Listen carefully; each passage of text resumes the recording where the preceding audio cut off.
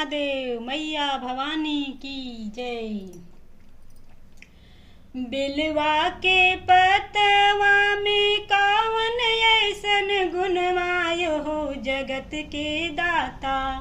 बिलवा के पतवा में कौन ऐसन गुणवाय हो जगत के दाता।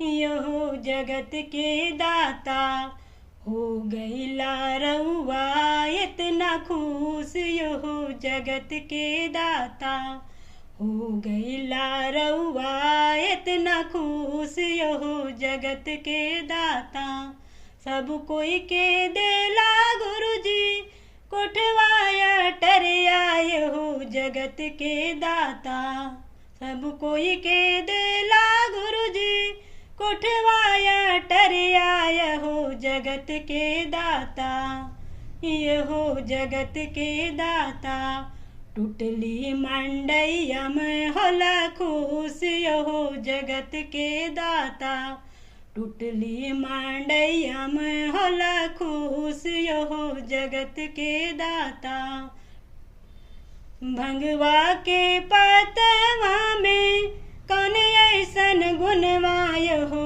जगत के दाता। भंगवा के पतवा में कौन ऐसन गुणवाय हो जगत के दाता।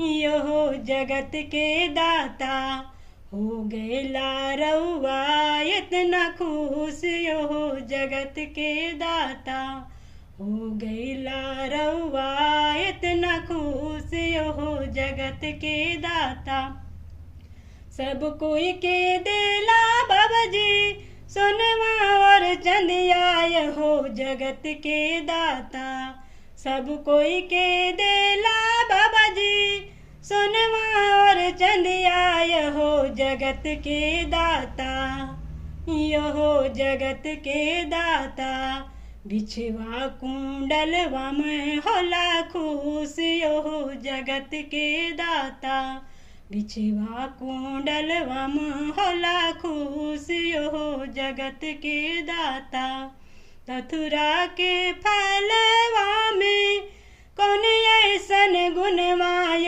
हो जगत के दाता। धतूरा के फलवा में कौन ऐसन गुणवाय हो जगत के दाता।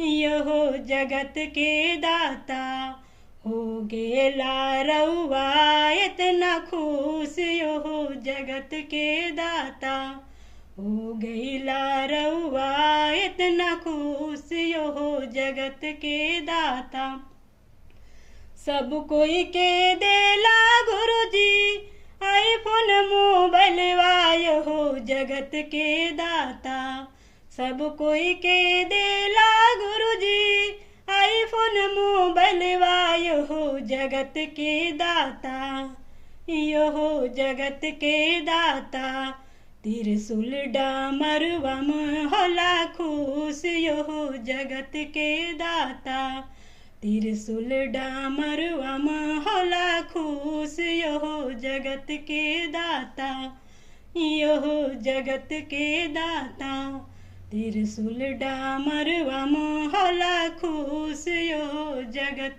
के दाता बिलवा के पतवा में कौन ऐसन गुणवाय हो जगत के दाता।